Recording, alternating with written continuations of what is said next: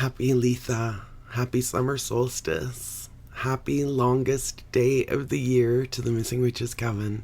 Today we gather with Eliza Swann and Carr to explore a galaxy of 21st century alchemy, shining a light on a technology of magic, a science of craft.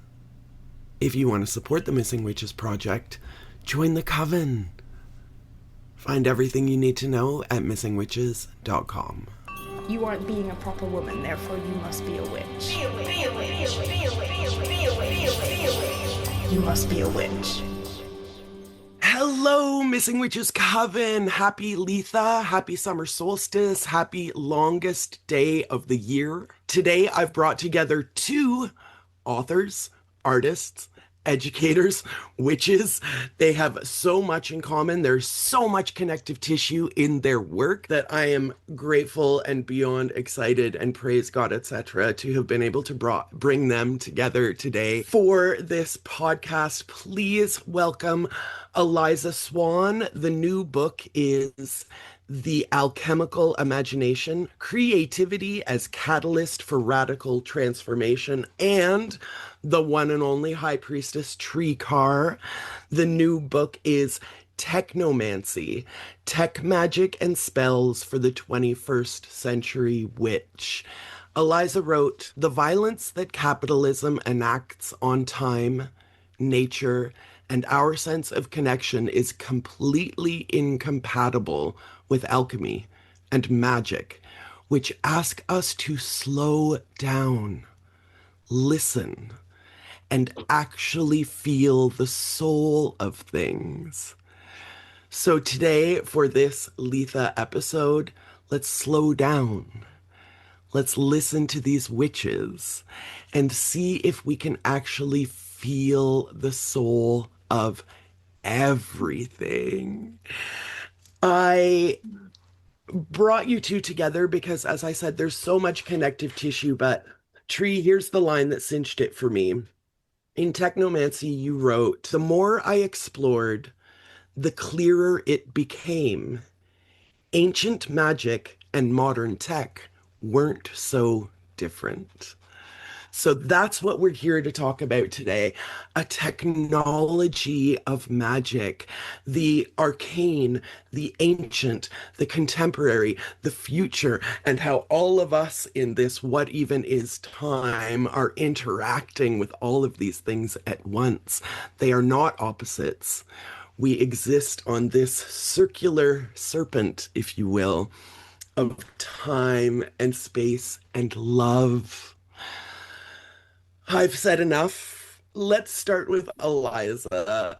Before we get to my questions and getting our nails dirty in this realm of alchemy and magic, this is both of your first times on the podcast. So please, what do you want our listeners to know about you? What's important to you right now? Who are you? What are you doing? What's going on? um, Big question right away. My name's Eliza Swann, and I'm an artist, an educator, and a magician. And in 2014, I established Golden Dome School as a space for particularly artists who are interested in relating their creative practices to magical practice. And so that started out as an artist in residence program and then blossomed into public performances and exhibitions and classes and now books. And I also teach alchemy at the Pratt Institute in New York. So that's what I'm up to. I discovered Golden Dome School very close to the beginning of the Missing Witches project, and I was thrilled to discover your work. I think my introduction to Golden Dome was The Resurrection of Care. Yeah. So before we get to please give me a couple minutes on The Resurrection of Care. Yeah, I'm so glad you're asking because actually it's coming back next year. I took a break from directing Golden Dome for a couple of years just because it was sort of scaling up in a way that felt unmanageable. And now I've stepped back into directing it, and The Resurrection of Care was an annual public pageant that I would do that Edgar Fabian Frias leads. They lead the kind of opening prayer and the kind of structure of the ceremony. And it was devised initially, actually, before I even knew Edgar, as a response to something called the cremation of care, which was not like a part of conspiracy theory anything at the time. I lived in San Francisco and went to art school there, and Bohemian Grove is a men's club where, powerful businessmen and senators get together in the redwoods, and they would open their sort of summer camp with each other with a ceremony called the cremation of care. And so we did the resurrection of care on the same day just to like bring it right back. And then, yeah, eventually it evolved into this sort of annual parade where we would march around Los Angeles and bless bodies of water with the spirit of our caring. And it evolved into a space where folks would talk about their grief also and their concerns for each other and this planet, and have a sort of a place to be together in that. So it'll come back in 2027. I love this as a, this meeting point of performance art and ritual. And it was one of those things where had read about Bohemian Grove. Mhm. Um, and it's so interesting to me that the rich, the elite, they are using occult practices while simultaneously demeaning the non-rich Yeah. and the non-powerful from using these tools, right? And so that's so interesting to me. That's almost like a proof that magic works when the quote unquote higher ups are using it and trying to get us not to use it. Um, Yeah, that one is a tale as old as time, right? I mean, empires are all built on magical practice. So, Tree, tell us about your magical practice and also who are you? Where are you? What are you doing? What's going on? What are you working on? Who are you? Hey everyone. Hey, my name's Tree and I'm an author. I work in the field of transpersonal psychology. I'm a graduate of the Olive Trust in their transpersonal psychology program through altered states of consciousness and psychedelic assisted therapy. And I'm a death doula, so I've been a practicing doula for about 14 years. So the zones of death, I kind of consider myself a threshold worker because I'm also a massive dream worker. I've penned a lot of books on dreaming and consciousness, and dreams and death aren't too dissimilar. They're those funny liminal thresholds that hold a bit of mystery. And I'm a witch. So, in that zone of witchiness and witchcraft, I suppose divination is a pretty strong aspect of my work. So, dreams, death, divination, I like to often say I'm like triple D. I've never been a triple D. I was a late bloomer, but like I was, it's all that threshold work. But I'm also a creative. I've been creating dream art since I was a little kid. My formative years were spent on a commune in the southern United States in the 70s, back, in the olden days. And so a lot of my work comes from my relationship to dreams. So never went to art school or anything like that. I've always just been doing dream art since a kid and still doing that process. And growing up on a commune, played lots of different instruments. So I'm also a musician. And in fact, I see Primal Scream right behind you. And I went on tour with those guys back in 2008 with one of the bands I was in. Back toured for about a month with them. Yeah, so that's kind of it. Those sort of intersection of creativity, magic, but really space holding for all of the liminalities of life. That's sort of the zone. Thank you for noticing. I did put that on display because I read that you had gone on tour with Primal Scream. All Screamadelica right. is Yeah, I was like, woo, synchronicities, curation. Screamadelica is one of my I mean, I own thousands of records. I consider myself a sonic witch above all things. To say that Screamadelica is like in my top 500 albums is a really big compliment. It was, I mean, Good stuff. it It hasn't gone out of rotation since I got it in like 90, 91, somewhere around there. It's always been on heavy rotation. So, just for me personally, sorry, Coven, can you give me like one highlight of working or touring with Primal Scream just for me? What what happens on the road stays on the road. That's Oh, like no, but I'm just trying to think of, oh God, there was so much on that tour, but I don't know, like I'll try to, I don't know. I probably shouldn't reveal. It's kind of like the law of secret, a bit of like the laws of magic.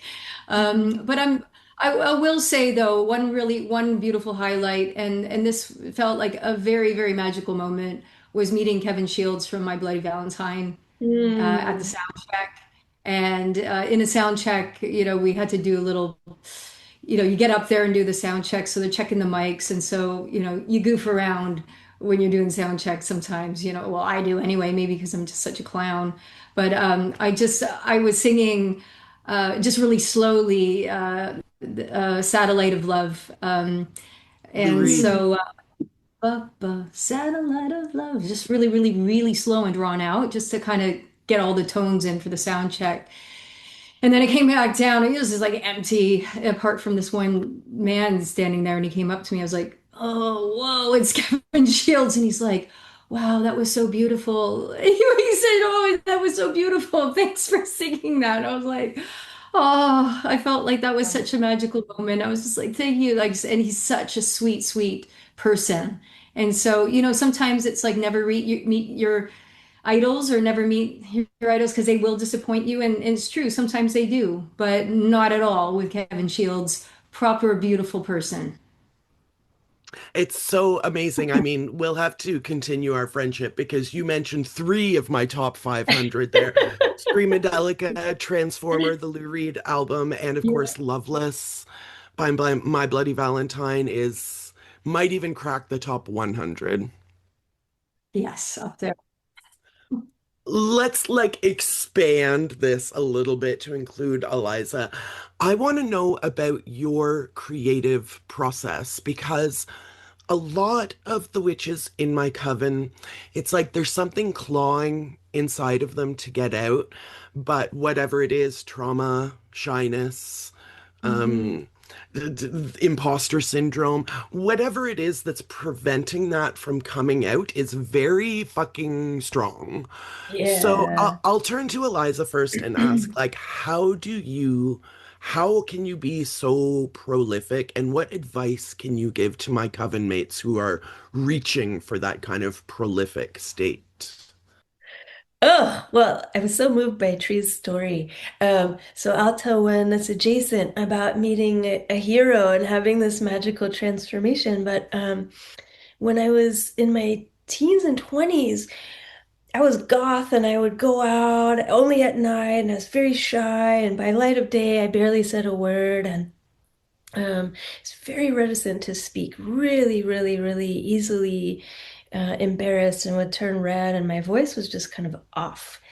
And I loved Linda Mary Montano, who's a performance artist here in the United States. And at the New Museum in New York City, she would paint rooms different rainbow colors and offer tarot readings throughout the 80s and 90s when this stuff was not very cool. It was kind of out of vogue. She just kept at it. And she had a summer performance art Saint Camp. And at one point, I was running an art gallery for mystical artists in New York City. And a friend was like, "Hey, you should go see Linda Montano because you're giving tarot readings in this art gallery. She used to do that at the New Museum. She's right upstate." So I called her on the phone. I got her phone number. And she said, "Okay, this is my fee. What you're going to do is write an 8-page autobiography or 7-page for the seven chakras. You're going to take the bus up here upstate and you're going to read me your 7-page autobiography. And then I'm going to have you act out the most gruesome parts of it as like a healing." So this like famous performance artist, I took a bus up to see her and I was like, "Linda, I don't know how to use my voice. I'm totally mute, basically. Unless I really know people, I have like real stranger danger." And so I read her my autobiography. I did 3 performances just for her. And so I would do like a freeze frame of like whatever dramatic thing in my life. And then she would ask me to change the scene.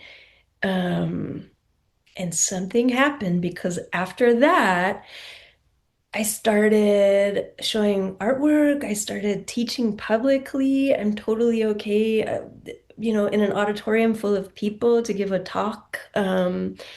It just opened it up. And so she really showed me actually that art is transformative in this very potent and kind of immediate way. And also her summer Saint camp was really a blueprint for Golden Dome. She would have performance artists come. She was a nun in a convent in her teenage years or early 20s.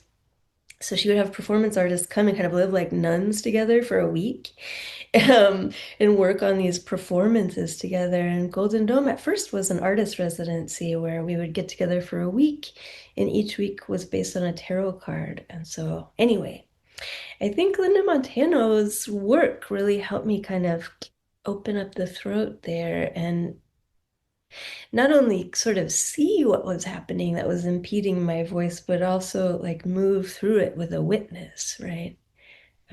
Which maybe Tree could speak to in that kind of psychoanalytic way. It's hugely powerful. Yeah, Tree, please do. How do you react to sorry, Linda Marie Montano?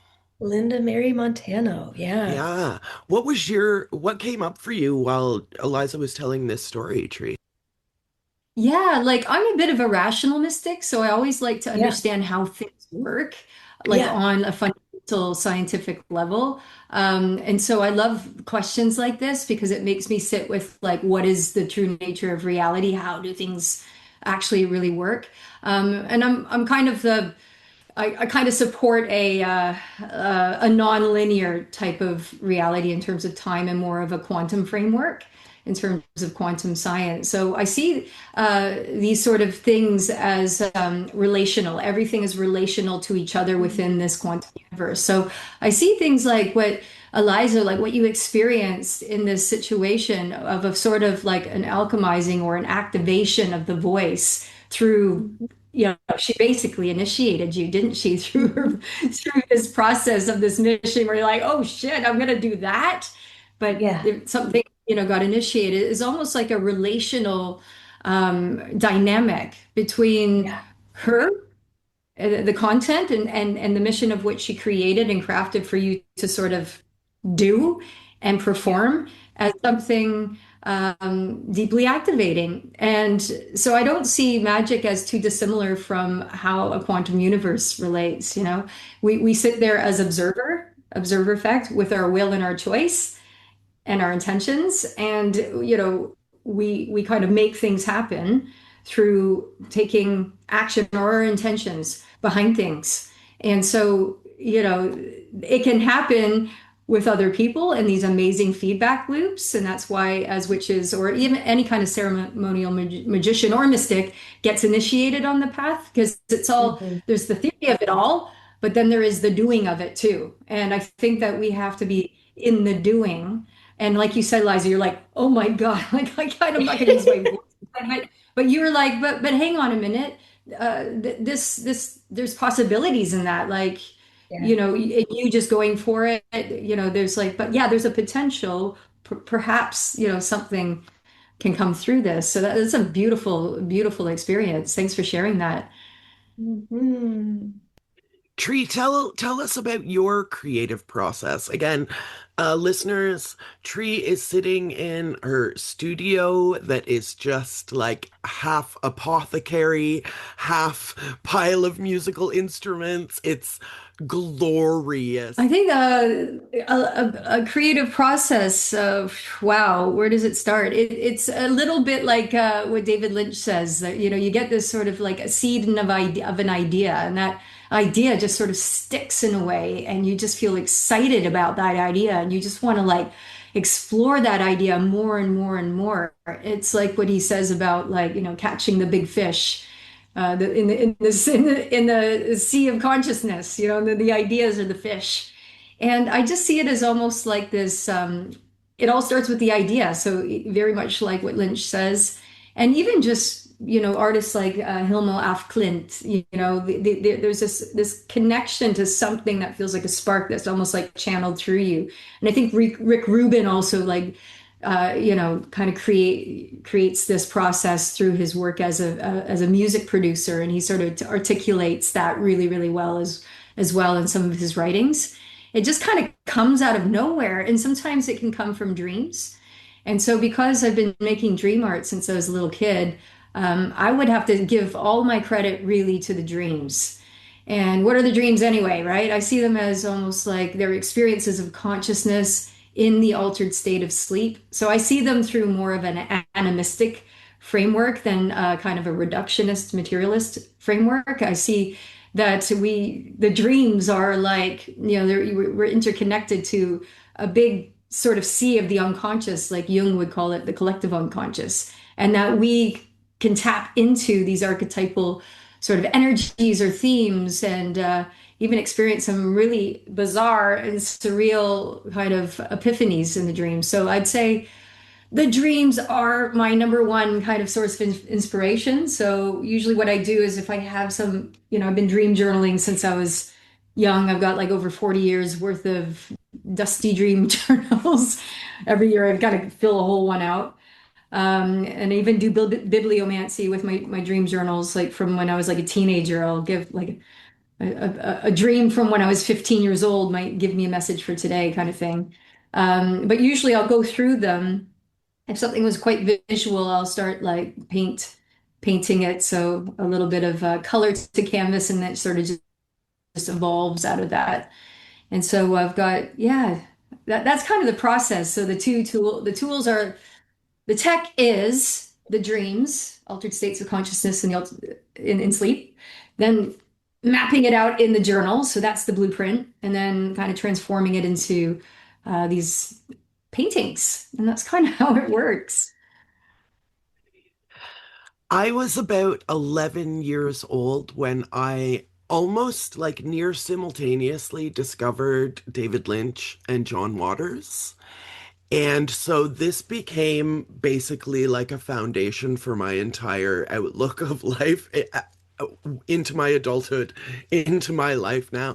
I saw these people who were experimenting with the surreal, that this notion of art as not something to be understood, but something to be experienced.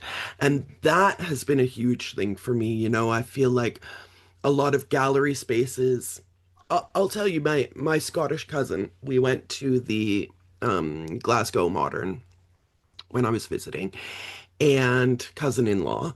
Um, and he said to me, Amy, I don't get any of this. And I said, you don't have to. The idea that art requires an education in order to have like a visceral reaction is, again, it's this capitalistic, this hegemonic, you need to read 12 books before you're allowed to enjoy a piece of art, is tragic to me. That there are people out there who think they can't, quote unquote, listeners, I'm using big bunning ear scare quotes here, they can't appreciate art unless they have a doctoral thesis in art history. And I love that the both of you are expanding this notion, taking your work public ritual, public acts. Tree, I think you do a camp. Obviously, Eliza, you're doing residencies and all of these things. How can people make art a part of their everyday? Let me actually read a quote. This is from Eliza again.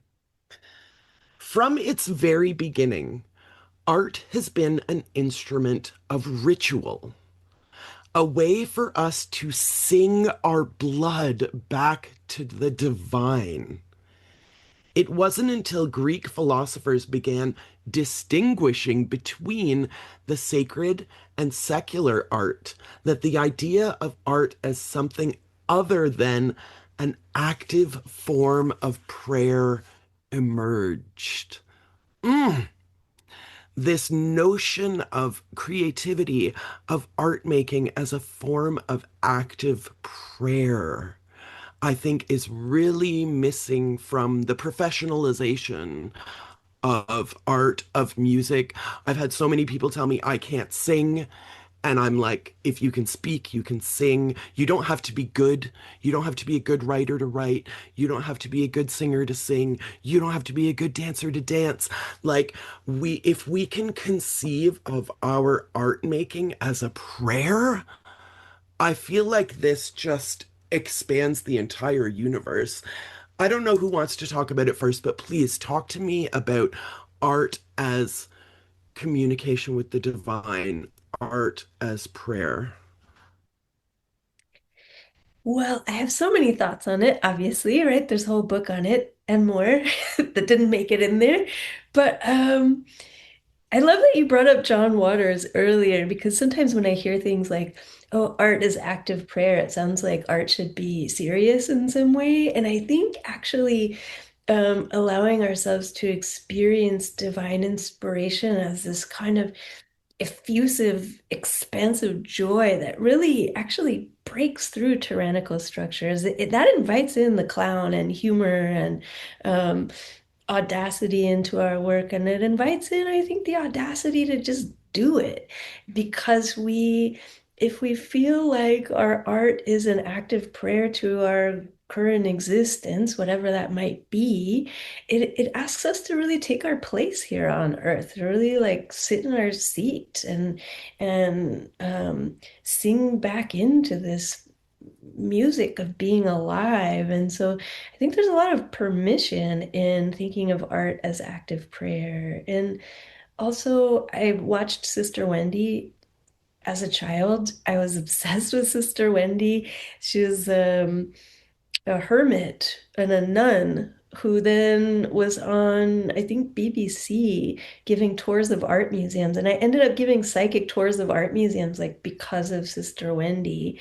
Um, but I watch interviews with her to self-soothe, and she has one where somebody asks her, like, oh, well, you're a hermit, you're a virgin, what do you know of this world? How do you deal with looking at these artists' work who maybe these artists are like bad guys or whatever.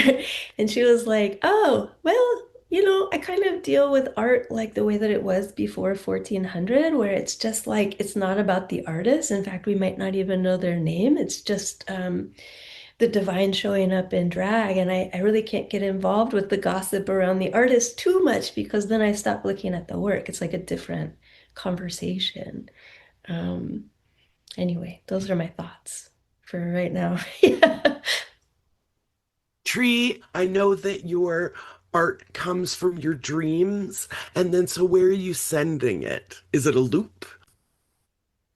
Yeah, that's really interesting. I think it really depends on the artist because some artists really do channel the divine. I mean, think of Alex Gray. I think of like, Hilma af Klint, like all these like really there is a process, is like a considered process that they are channeling something a little bit beyond channeling the divine. But uh then you have artists who are, selling products for Nike or for, Tesco. So like, so that's not really channeling the divine. Maybe it is, but like, I don't know. Maybe I'm not to be the judge of that. So it really depends on the artist, I think. And it also maybe depends on, yeah, the intention, because every magical practice will always come, well, everything, not even just magical practice. Well, I see this whole thing as a magical act, like being alive, really. Everything comes from intention. So everything comes from intention. So whether you want to like channel something in to create a beautiful artwork that holds almost a resonance to heal people or intercede on behalf of humanity, that's one thing. But if you have the intention to sell tons of really extractive products from the environment towards people back to themselves and make a lot of money, then that's a different intention. So I guess it really comes back to intentions. But I see things like, especially I'm a very big fan of film, and I've worked in the film industry in my 30s, and I really see films as a really interesting sort of channeling, and I see that films are like the cultural dreams, and they project, our unconscious shadow a lot of the time back at us. So that's why, things like horror films don't freak me out. Like, I actually like to watch a good A24 film, you know what I mean? And see like what kind of cultural shadow are we looking at here? Oh, it's the archetype of the predatory male. Okay, let's look at that, So I love film for in that sense. Although I'm trying to think if I've seen bits of film that feel like it's channeling the divine. I'd say maybe Jodorowsky's films, like they are highly magical films. Alejandro Jodorowsky, like insane. Like back in the 2000s, I ran occult video shop and film club with my partner for about like 11 years in London. And we would do like these screenings, underground screenings with really hard to find and hard to seek films. Every time we showed Jodorowsky's films, either El Topo or Holy Mountain, I am not kidding, there something went up on the screening, like some kind of spell was cast. We had one screening with El Topo, and a guy just started randomly howling like a wolf during the screening, and we had to like kind of, "Are you all right, guy?" Like to exit him out, and he just couldn't stop howling. A few years later, we showed Holy Mountain, and a guy literally fell out of his chair laughing. And we thought that's quite, well, he was laughing and then he fell out of his chair laughing. And then he was rolling around all over the floor laughing in hysterics, like possessed. So I deeply think Jodorowsky's films were channeled from the trickster spirit or some kind of trickster kind of deity, and dispersed out into the audience of people watching it because I've seen it firsthand, like literally. So I think it all comes down to intention, and like all art, whatever the intention is behind it, could have its sort of spell cast, or is a prayer. I'm certainly there are intercessors on this planet, right? By way of, Buddhist monks doing their meta meditations on behalf of humanity, nuns locked away in cloisters, like praying constantly on behalf of humanity, or artists that are making prayer art or intercessor art on behalf of something. So intentions, but yeah, certainly where does it come from? It's like, it's kind of amazing what we bring in. I did a screening of Holy Mountain in a friend of mine's backyard. I got in a small projector because there were movies that I wanted to see on the big screen that I knew probably I wasn't going to get a chance. So she had one of those backyards with a big white brick wall. It all made sense. We screened Holy Mountain, and at the end, maybe a third of us, genius, bravo, genius, just freaking out. And then the other two-thirds were like, what the fuck did I just watch? What the fuck was that? And again, it's like it's always glorious for me to see this happen because it reminds me like your stuff doesn't have to be for everyone for it to be fucking genius. There are Exactly. people who aren't going to get it, and that's fine. Just do it And that's anyway. okay. And some people will come under the spell and start howling or dancing around.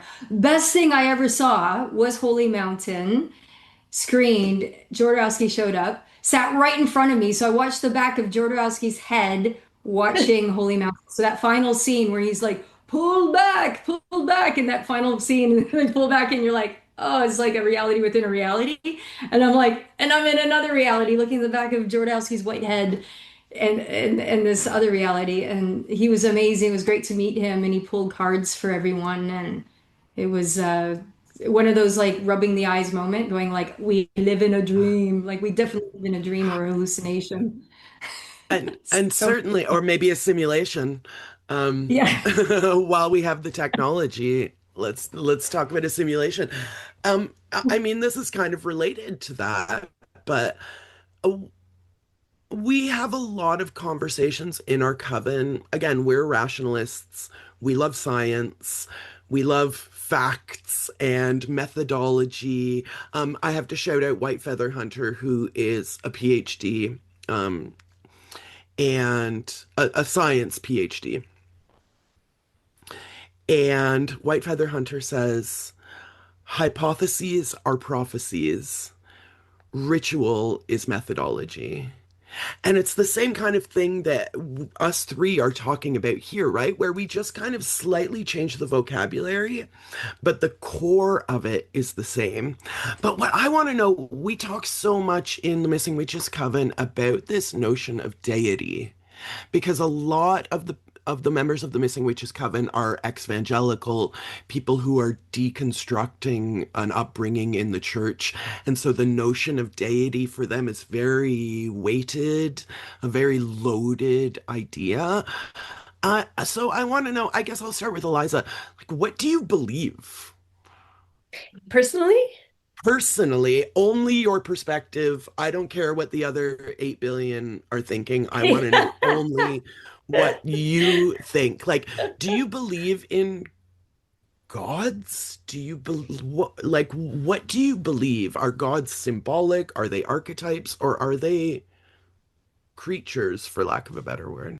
well, I'm kind of like an apophatic bent, like that you can't really speak about the divine too well. Like language actually falls apart in front of it, and it's part of the joy of art making is that you're sort of watching what you're getting at fall apart as you're building it. But I use constructs to kind of help me out with talking about these things. And as a young person, I was initiated into Hermetic orders, so sometimes I use their language just for ease, right? But in that system, the beginning of beginnings is the one mind. So the entire thing that we exist in is a field of consciousness, just in various forms of drag. So if I conceive of things that way, like for sure there are deities just like there are human beings. They're different forms of consciousness in drag, showing us like a particular facet of existence or experience. So that's my short answer. So, kinda. That's where Do I? I'm at. I'm on like, Yeah. do I believe in deities? Kinda. How about you, Tree? Do you believe in like what do you believe? How do you believe? So if I was to alchemize and whittle it all down into one fundamental belief, I believe in consciousness and a sea of consciousness, but through the perspective of quantum physics. So everything is like a subatomic kind of field of possibilities, because that is a big component of a quantum perspective is there's many possibilities that we can engage in. I see deities as almost like egregores that we create through our thoughts, through our belief, and through the energy we put towards it. So we create the deities that we believe in. And we collectively give them energy, give this kind of idea energy, so they become this sort of egregore of sorts. And I believe that probably almost everything can kind of exist. I know that sounds kind of crazy. It's a bit of a Alan Moore kind of concept of reality, that our imaginations and our thoughts can shape and create things, basically. But they might just, where do they exist? They exist in some sort of collective field of information. So, for example, like these beliefs in elves or gnomes or fae or little people, like that kind of belief is everywhere. It's not just in the Celtic Isles, but it's also in Africa. It's also seen in lots of different places, for example, or the Yeti or the Sasquatch or the Bigfoot, these, or the troll, all kind of the similar sort of thing. And so it's like, yeah, they probably somehow do kind of exist in some kind of way, because they exist in our kind of cultural sort of thought system, myth, and sphere. So we've actually like made it happen or created it in some kind of way, whether it's just an energy or whether it's just imagination. So how I feel about deity. Going to all of the deity, maybe that's very sacrilegious to say, but every kind of deity under the sun. Um, I kind of experienced this once, like the power of collective belief, and it was when I was in Palestine in 2014. uh, 2016. I was in Palestine and I was helping with a charity and whatnot. And on one of the days off, I was like there just kind of roaming around. And I ended up in this church. And so it was, I just kind of followed the crowd. And there was this crowd going downstairs into this like basement. And so I thought, oh, what's down there? I'll just follow the crowd. But there was like security guards too. So I thought, oh, what's there? So I kind of went down. And as I went down into this basement, there's this like smaller room.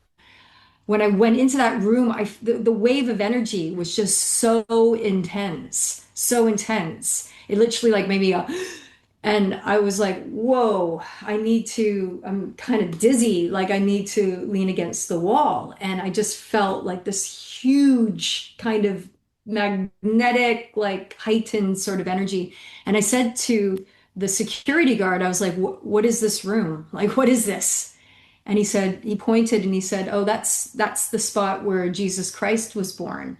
So it was like the Church of the Nativity. I didn't realize I even like stumbled upon this huge Christian kind of like pilgrimage place. But from that experience, I took this sort of notion that all these pilgrims over the decades of going there have created like this collective energy of worship or reverence there through just their bowing down and kissing that star on the floor, right, for Christ. So I just felt like, wow, like the power of us as a collective of where we put our intentions and our energies and our prayers or our mantras or whatever it is that we're putting out there. It's palpable. It's palpable and tangible. So deities maybe are just one step further where that starts to kind of coagulate and creates like a kind of egregore, and we make it so. So there it is. That's just, I don't know. Maybe I'm full of shit, but I might like to think of these things, but I would never say I know how it works. I'm just like, oh, that's a good question. Maybe that's how it works. I don't know. Maybe I there's a think thing. we all us witchers are kind of equal parts brilliant and full of shit because we are Yeah, inventing totally. inventing our realities at all times.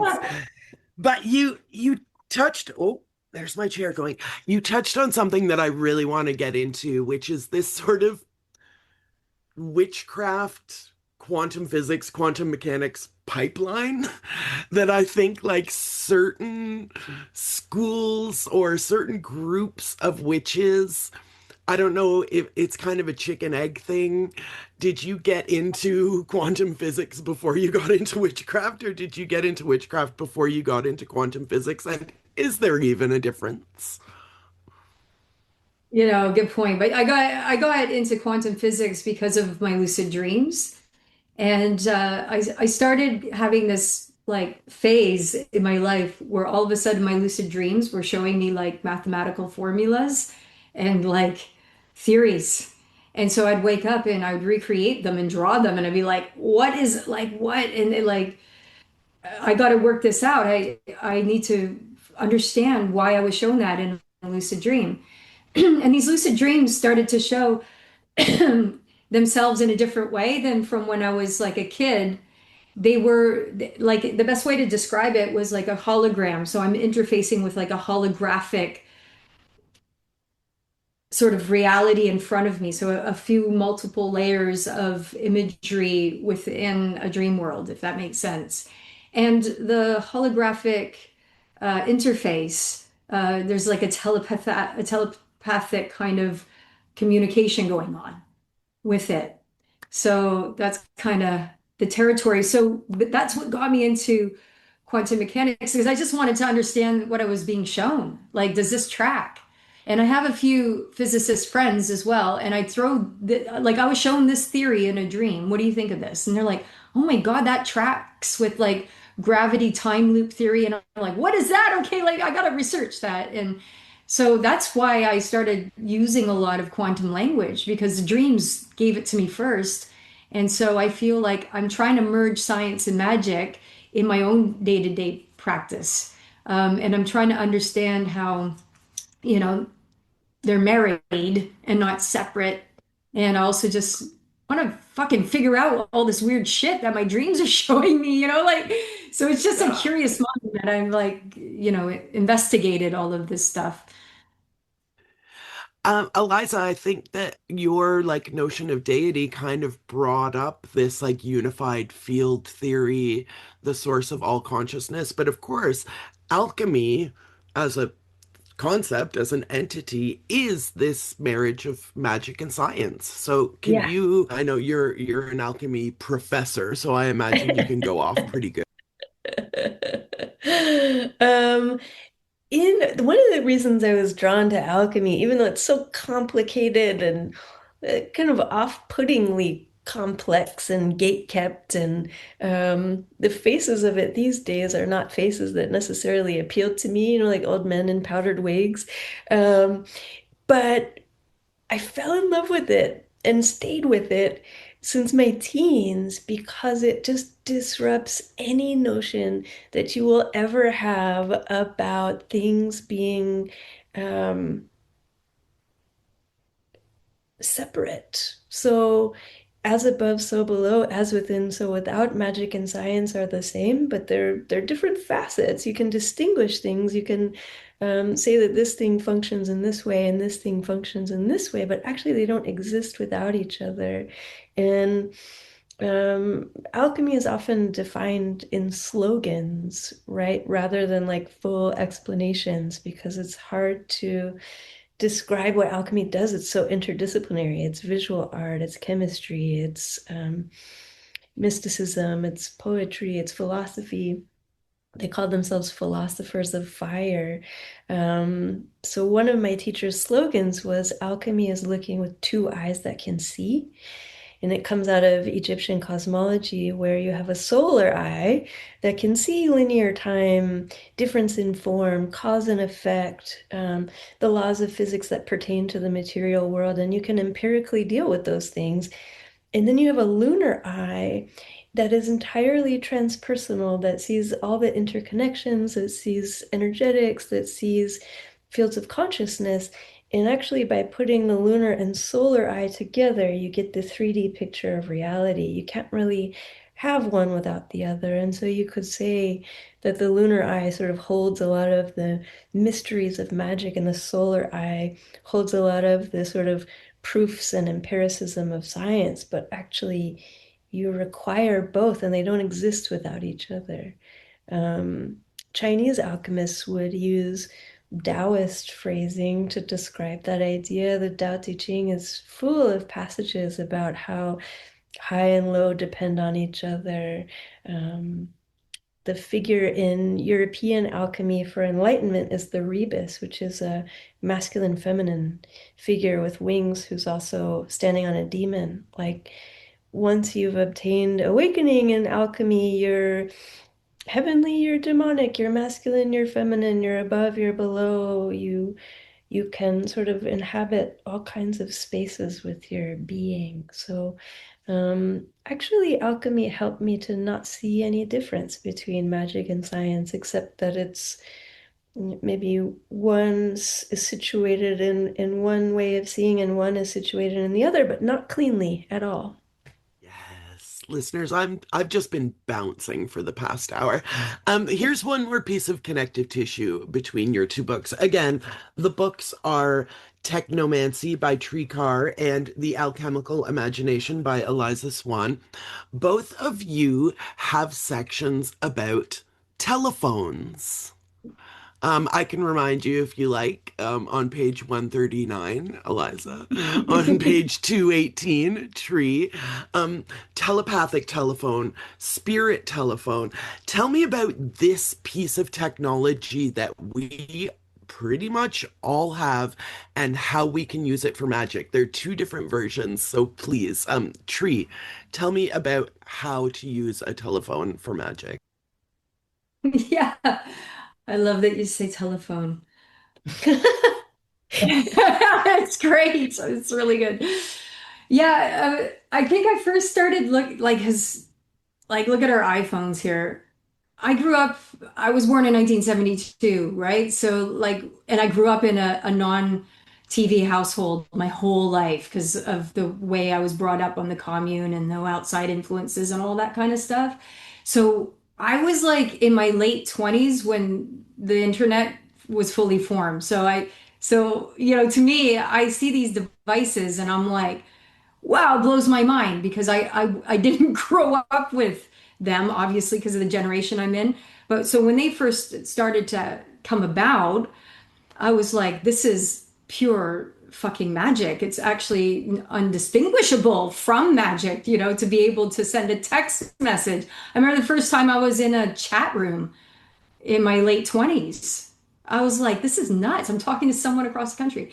So anyway, when the iPhones first came about, I was laughing and saying to my partner, does this not look like a scrying mirror? I was like, this is like a black obsidian slab. Like I've got one that I've had for like 20 years for scrying and just like for trancing out and getting divination. And here you've got like this modern day scrying tool, but it does it all for you, right? So when I see the kids on the buses and they're just doom scrolling and they're hypnosis, they're in a hypnotic trance, I started thinking like this is wild. Like they're doing it with no intentions. They are completely porous to it.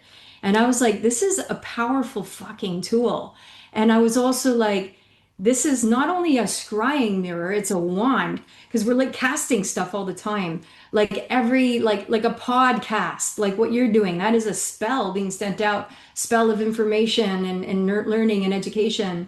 Vodcast, castin, it's the Old Norse word for to throw. We're throwing this information out by way of the elements of air. Like, it's literally going out. So I started to see like this is a powerful tool, and if we don't know how to use this as witches, it makes people go crazy. I've seen people going crazy from the phones. The reason why people are going mad and having such psychological meltdowns and depression and all types of things is because they're using it without intention. They're using it without being fully present in the zone of working with it. So it's just a tool. People see it, they go, it's evil, it's the bane of existence, it's actually Lucifer incarnate. Like people have been saying mad shit about it. It's just a tool, folks. It's just a tool. Just like a hammer is a tool. I could build a house with it or I could crack someone over the head with it. It's the intention behind the tool. So don't throw these things away because we need witches and we need people who are working for the highest of good to harm none to get, make those meme magic, make your videos that send good information, overthrow the powers that be. We need the technomancers and the hackers and the witches and magicians more than ever in the tech realm. We have created another dimension of ones and zeros. It's happened. The genie is out of the bottle. It's not going back in. So we need to help steward this thing and not throw the phones into the ocean and go live in a cave. Like it's good to be able to, I'm an animist and nature is a big part of my practice, but I limit my use of this thing. Every time I sit down on it, I'm like, what good can I do today with this thing? And I'll put up a post or I'll send really helpful messages to people or, that's it. And my screen time is really low. I don't just sit there and mindlessly without intention scroll. So there's, I don't know what I just said, but anyway, sorry, I just went on a rant. But anyway, the No, phone, we love it. the telephone. For the record, I love a rant. I live for a rant. So, um, Eliza, the telepathic telephone. Tell me about this Oh, exercise. yeah. But also, I just love what Tree said so much. And I teach alchemy at an art school to 19-year-olds, and it's really difficult. I have to constantly be like, phones away, phones away, phones away, phones away. Um, and what's really interesting about that generation, having been raised on the phone, is that when I bring in material from alchemical history, like Visions of Zosimos, which is this alchemist describing using the dream state to go into the minds of different metals and to talk to the metals in the dream state, these kids can go right there. They're like, oh, I know what this is. I know what it is to put your consciousness in something that doesn't have a physical body. Like, been there, done that. And that's the part that to me, I was like, oh, this is going to be a little weird for them. But getting them to stay in the room is a little bit challenging and to not fly off. And I love that idea of like sitting with the phone and being like, oh, what good can I do with this instrument right now? And for how long can I keep that up realistically? So cool. I'm gonna do that myself and offer that to them. But the telepathic telephone, I think if I remember the exercise correctly, it's just getting a vintage phone at like a thrift store or a flea market and using it as a way to call up a deity or an ancestor. It's like using that prop ritually so that you can like specifically dial up somebody who's in another time or dimension. And have a chat with them. It's a little like Jung's active imagination, but just with a prop. That's what that is. I love it.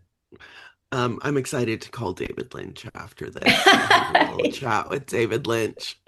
Um, I Oh, and here we are almost out of time. I do hope you will do a part two with me. This has been I would so love. fruitful and amazing, and I feel like we've just begun to scratch the surface. I mean, it's quantum physics, right? Like we're not gonna figure it out in an hour. But I'm so grateful that you both have come to do some podcasting and spell casting with me today. Eliza, how can our listeners support you in your work? Again, firstly, by the book. The book is The Alchemical Imagination, Creativity as Catalyst for Radical Transformation. It is fantastic, listeners. I recommend highly, by Eliza Swann. How else can our listeners support you in your work and your endeavors? Yeah. If you go to golden-dome.org, you know what would be amazing is if you jumped on the mailing list so I don't have to be on Instagram all the time. There you go. I'm touring the book up and down the California coast for the next month. And then in October, I'm doing a 5-day live alchemy course with plants at the Omega Institute in upstate New York. So I would love to see you someplace on that mailing list or at one of these events. But yeah, Yeah, I'm based out of I'm live in the woods now, but just north of Montreal. So I get upstate every now and amazing. again. I Amazing. also get to the UK every now and again. So, Tree, how can our listeners support you other than, of course, listeners buy the book? The book is Technomancy, Tech Magic and Spells for the 21st Century Witch. You'll find stuff in this book like algorithm as law of attraction. So many light bulb moments that happened while I was reading your book, Tree. How, other than buying the book, listeners buy the book, can our listeners support you and your work and your endeavors? Unleash your voice. Um, well, I think a good way is yeah, just follow me on Instagram because then everything's all kind of linked in from there. And that's probably where I'm more the most active in terms of shouting out about a lot of nerdy stuff. Yes. Okay, so my final question as a wrap up, Eliza, do you have plans for the summer solstice? And if so, if not, what would you suggest that the Missing Witches Coven, how do you suggest that the Missing Witches Coven celebrate LITHA, the summer solstice this year? Ooh, that's such a good question. I'm working the summer solstice. Witches are busy on that day. I'm doing a lecture on the Philosopher's Stone at the Philosophical Research Society, in the zenith of the sun's light. But if I wasn't working, what's a good way to work with it? I'm gonna pass it to Tree and then maybe it'll come to me. Tree, while you're thinking, I will say before we officially started rolling, Eliza and I were talking about how the summer solstice falls on Father's Day this year, which could be an interesting time to work with father son, or to examine masculinity, maybe do a spell against toxic masculinity. But I'll leave you to think about it. Tree, what are you doing, or what do you think we should be doing? On the summer solstice, I'm going to be in Cornwall. There's an event called the Garden of Tomorrow, and I'm going to be doing a talk with Jessica Hunley from Library Esoterica on sacred sites and the geomancy and the geomantic kind of Ah, power of, love her. yeah, of the Earth matrix. And we're going to be doing like, geomantic ritual activating uh, something on this amazing castle because the location is Tremanton Castle, which is a pretty incredible site. And yeah, and doing all the rites and the rituals on that on the zenith on that day for the solstice with a group called Boss Morris, which are a really great like Morris dancer group, and like they're so much fun. And so we're all going to be making merry in Cornwall over that weekend. But I love this that it's on Father's Day and just considering the father and all of the ancient connections of the sun and the solar energy to the masculine, where the moon is the feminine. And we do live in a world right now, currently, like seriously, we've got a top heavy effect where there's just the masculine is gone completely extractive, and we're in a dominant sort of dominator culture currently, with the feminine being really oppressed and really not in harmony. And so I feel like a harmonizing spell towards, the exalted form of the masculine, the exalted, where it harmonizes with the feminine and that polarity, because it's discordant and it has been for a very long time. And the feminine is our mother, the earth matrix, and the extraction that's been happening under capitalism. It's just unprecedented. And this ruling elite of only a small group of billionaires, all dudes, by the way, we're going to hell in a handbasket because of these guys. So I think like a spell to kind of like a wake up spell. Like the sun is there. It keeps us awake on the longest day. We see the clues and the what to do in what's going on, right? It's like the longest day. It's hard to sleep. Our circadian rhythms are just like awake, awake, awake. So I just think, wake up, dudes. Wake up, wake up, wake up. Like if there's a veil that we can lift on their eyes so they could see the effect that they're doing and having, I would intercede on behalf of that. Big time wake up. I love that. I'm going to do a wake up spell on the solstice. Listeners, the solstice is today. If you're listening on the solstice, which is today when this episode comes out. So think about a wake up spell. Think about creativity as prayer. Think about podcasting and spell casting. And above all, maybe slow down, listen, and actually feel the soul of things. Thank you so much, Eliza Swann. One last time, the book is The Alchemical Imagination. Thank you, Tree Carr. Again, the book is Technomancy. And listeners, I would get them as a little compendium. I feel like they work so beautifully together as a set of two. And I feel like you two work so beautifully together as a set of two. And so I do hope that we can do this again. Thank you so much. Happy solstice, happy LITHA, merry magic, merry science, and blessed fucking be. Thank you so much. Thank you. That was wonderful. Thank you so much, Eliza. Thank you so much, Amy. Yeah, it was so fun. Yeah, what a treat. You must be a witch. If you want to support the Missing Witches Project, join the coven. Find everything you need to know at missingwitches.com.